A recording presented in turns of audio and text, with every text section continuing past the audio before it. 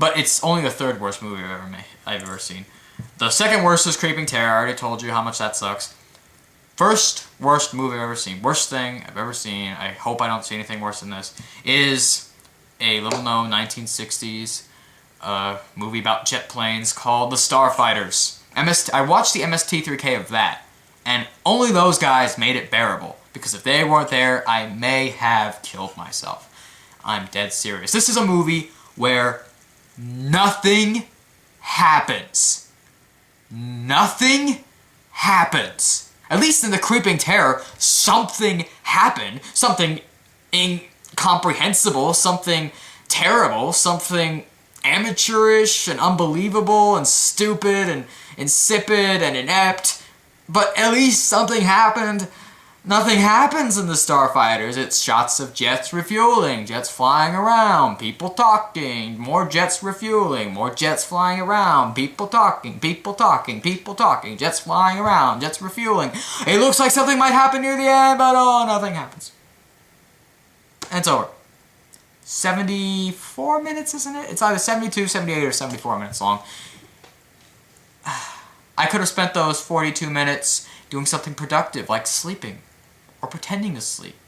That would have been better than watching this movie. Even with the MST3K crew, it's still hard to watch. Although they did make some pretty good jokes about it. Terrible, terrible, terrible. How many questions have we done for? Okay, we'll keep going. We got a little time left on this video. Are you going to get Bioshock 2? I will when I get a system that can play it. Because I can't play it on my PC. Because I can't play Bioshock 1 on my PC. I'll have to play Bioshock 1 first, though. Yeah. I'll have to get that. Probably either for PS3 or Xbox 360. Whichever one I happen to get first. I may get a 360 next week. I may. Not going to promise anything, but I'll tell you if I do. I'll give you my, I don't know what it's called, gamer tag, gamer ID, whatever.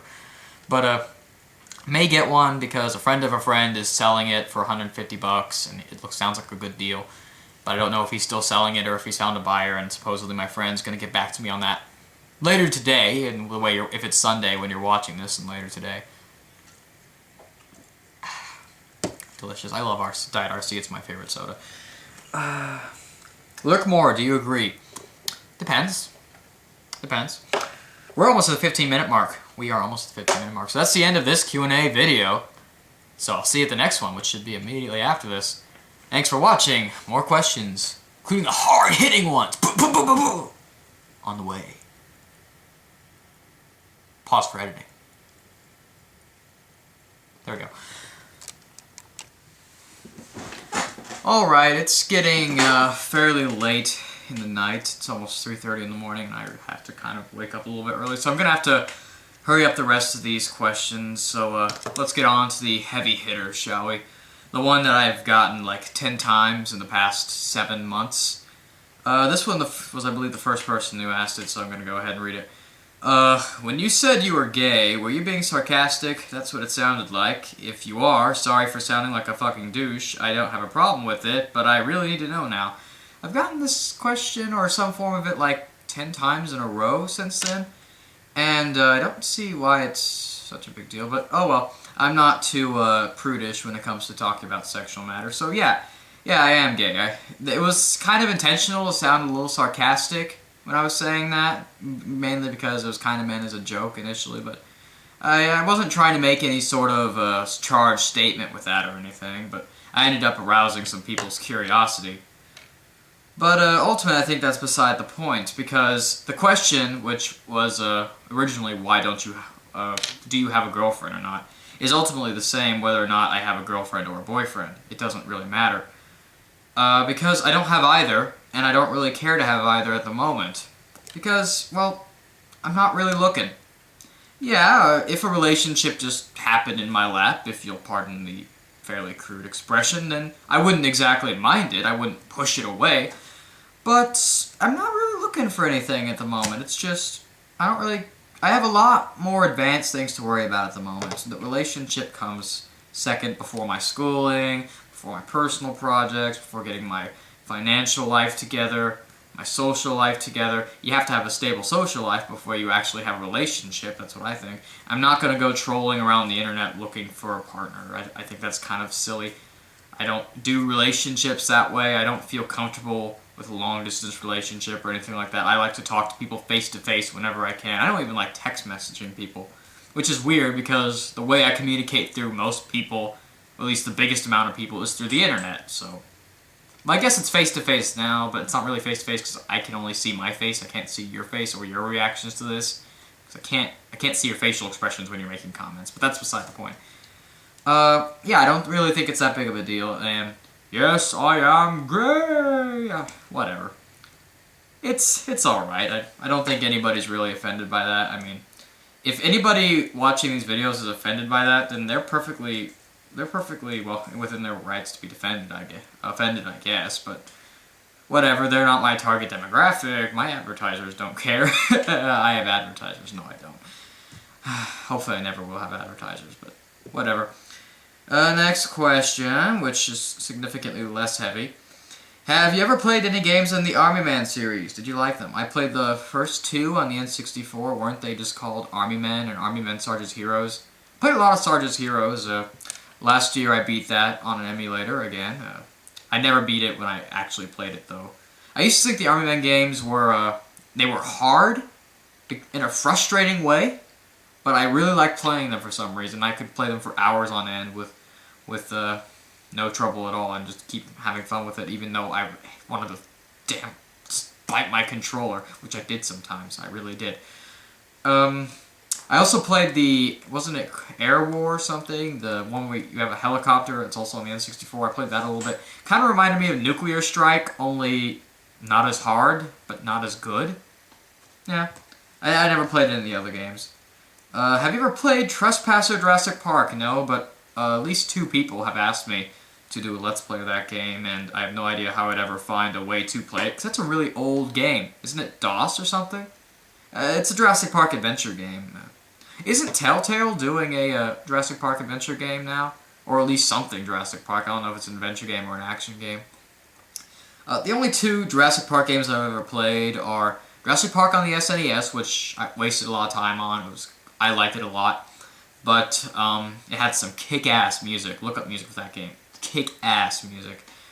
But it was kind of obtuse in the way it did things. And the ending is really dumb. It's the cheapest ending I've ever seen in the game. But I did beat it on an emulator last year. It took me about 4 hours. Thanks to the help of a FAQ. And the other game, another Jurassic Park game, which I also beat, but I never actually owned. I only rented it from Blockbuster once or twice when I was growing up, was Jurassic Park. Wasn't Jurassic Park 2 or something? The Chaos Continues, yeah. It's a shooter, a 2D side-scrolling shooter, a la Contra, only it's really, really hard. It's bullet hell hard. I had to abuse save states a lot in order to beat it. It's very difficult, but it's very satisfying when you beat it, because like, yes, it took me 6 hours, but I beat that game. I enjoyed both games. Yeah, I did. Moving on, what are your thoughts on the Silent Hill movie, which I have a copy of right here. Unfortunately, it's a full-screen version. God damn it.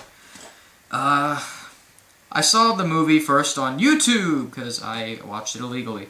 I guess you could say it's illegally, but anyway. That was a widescreen version, wasn't it? I think so. But that's beside the point. I thought the movie itself was kind of, it had a lot of style to it. It got a lot of the cues right, the atmosphere right. I liked a lot of the visual elements in the movie. They were well done. The beginning of the movie, with a lot of the dread it builds up, without really showing as much as, and explaining as much as it can, I think that kind of mirrors a lot of the game, especially the first one. I didn't really mind the plot, the characters being renamed, but the plot being essentially the same, because, well, every Silent Hill has a different cast of characters, except for Silent Hill 3 and Silent Hill Shattered Memories, but even Shattered Memories has a different Harry Mason than the one that's in Silent Hill 1. And so I wasn't really put off by that until about the halfway point the movie starts to lose me, because it's half of it is Rose searching for Cheryl, or is it Alessa? I don't remember that. I think it's Alessa. I don't remember the child's name. And the other half is her husband doing nothing but being accosted by really cryptic people saying cryptic things for no reason. And it's like the last part of the movie is explaining everything. I don't want this movie to explain anything. The Silent Hill games didn't explain everything. They gave you an inkling of what happened, but they didn't sit down and say, oh, this is what happened. This is what happened to Harry Mason. This is what happened to Walter Sullivan. This is what happened to Lisa Garland. It's just, it doesn't sit down and tell you that. It just shows you, and then stuff happens. I thought the use of the monsters from the games was alright. Initially, I was put off by that, but then I figured, the fan service is cool. I like fan service. I like me some Pyramid Head just chilling there. At least it wasn't as blatantly useless as Pyramid Head a la the Boogeyman was in Final Fantasy? What? Silent Hill Homecoming, but I like the way he ripped that girl's skin off. That was pretty awesome. That was probably the best second of the movie was when that happened. Just because Pyramid Head ripping skin off. Cool. I thought the use of music from Silent Hill 2, and was it just Silent Hill 2 or was it other Silent Hill games? I don't remember. But I just remember music from Silent Hill 2. I thought that was alright. I thought they could have gotten Akira to make some unique music for it. That would have been cool, but I can understand if they just wanted to, make it more familiar for people who would play the games. The ending of the movie, I don't want to spoil it for people who haven't seen it, but I'm sure most people who are interested in it have seen it at this point. I thought initially I didn't like the ending because I thought this is just, nothing happens. You go through all the trouble to explain everything up to this point and then you just leave it hanging. But I kind of liked it the more I thought about it, but that made me hate the middle of the movie even more. I think it begins well, it loses me in the middle, and it starts to get me back at the last few minutes, as soon as the violence starts to ramp up in the last minute. Not because of the violence, but because of the context of the violence. But overall, I think it's just an okay movie. If you're not a Silent Hill fan, it's probably not going to jive with you, really. You're probably going to be kind of confused. And even if you are a Silent Hill fan, you're still going to be kind of confused. As a horror movie, it doesn't really quite work. It's got a lot of atmosphere, but the scares that it tries to make are just kind of body horror scares. There's a lot of blood and grotesque effects, but there's not a lot of... In the beginning, there's a sense of dread, but after things start being explained, it's just... oh well. It just kind of loses any of that tension it had built up beforehand. Overall, I'd give it a 6 out of 10 if I had to grade it on a scale. I thought it was okay. I watched it again with a friend or two who liked Silent Hill and asked them what they thought and just have a table discussion of it, but don't go out of your way to see it if you're not a Silent Hill fan. Yay, it's time for another question. Do you think of war on terrorism? Well, the term war on terrorism is kind of silly because, well, war on terrorism, you might as well have a war on drugs or a war on murder or a war on infidelity. I don't know.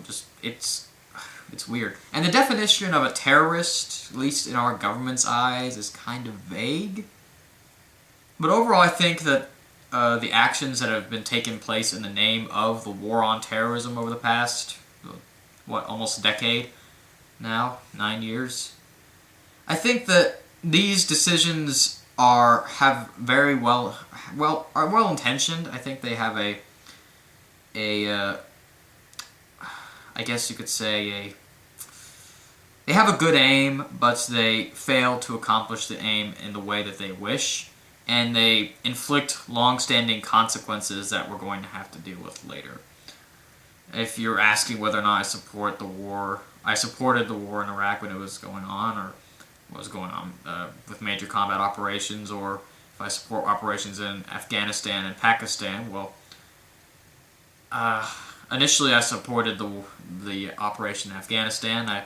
I still kind of do, and I didn't support the Iraq War from the start, but that didn't really do much of anything because me not liking something doesn't really do anything.